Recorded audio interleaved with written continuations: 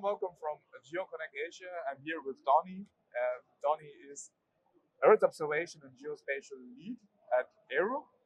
We're going to be talking about his experience in the APAC region and what his company has been doing, and also about challenging the mindset here in Southeast Asia to be more realistic. Yeah. So let's get started. Donny, why don't you introduce yourself? Yeah. Hi. My name is Donny Darmawan. I work in Singapore for Arup, and I'm the Geospatial and Earth Observation Lead for Australasia.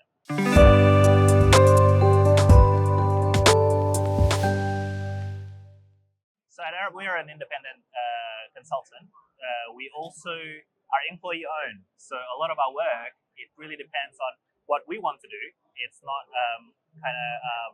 it's not influenced by our external factors, and I think that's a great thing because we can bring about change, especially change in government and policies, and advising them from a neutral ground in terms of how we can develop our cities a little bit better. So at Arup, we are all about the built environment cities. So that includes things like how do we manage our water, our energy, all of our assets, all of our infrastructure, all of that combined. And how do we use geospatial? Well, we use geospatial in many ways, but to inform our clients in all these different challenges that we face, geospatial have been used as a tool to help us understand the data a little bit more on where we can build, why we should build, and how we can build. So all these intelligence that we put together as a tool or as an application will help our process from the early feasibility study, design phase, all the way to construction and operation.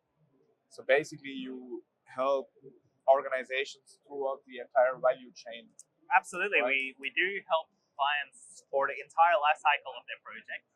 It's very rare that we kind of meet our client, do our work, and just leave. Okay. We usually would like to see the project come to fruition, right, and making sure the project is well managed as well, all the way to when the operation and the users are also using it as part of their day-to-day.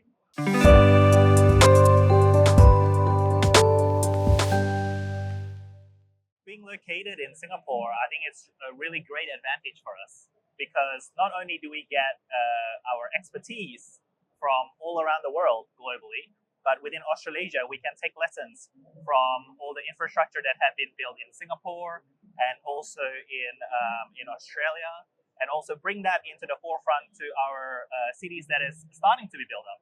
So cities like Indonesia, Malaysia, they're doing a lot of master planning at the moment, and they're doing it with spatial and with data.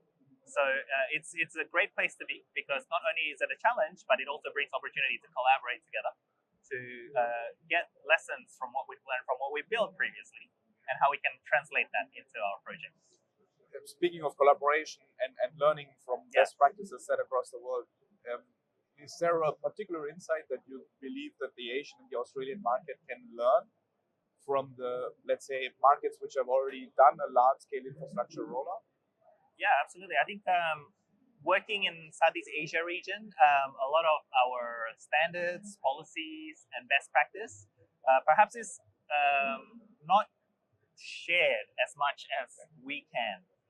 Whereas I think a lot of the policies that is open in Australasia or in Australia is all open to our consultants, to our departments, to our technology specialists, so they can understand a little bit more about standards. So having those two things and learning from what can be shared and why it can be shared for best practice will be a very, very good opportunity for this region, especially in Southeast Asia, as they're starting to embark on geospatial, new technologies, emerging tech.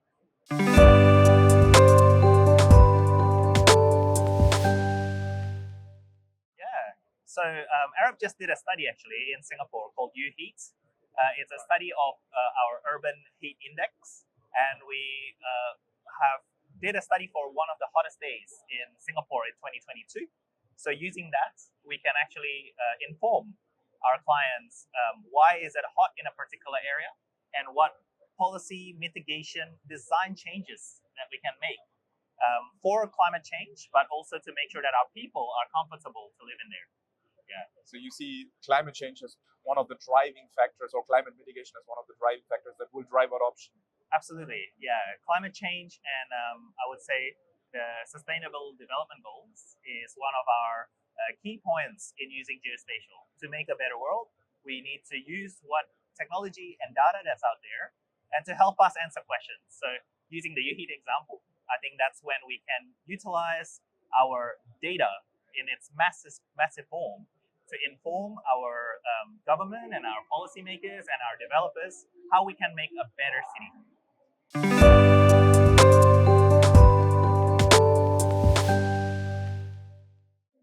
Um, that's a very good question because I do believe it's starting to become more and more prevalent, especially in Southeast Asia region. There's a lot of people that is in universities doing research and also going out there to say, hey, we can use geospatial for the betterment of our world.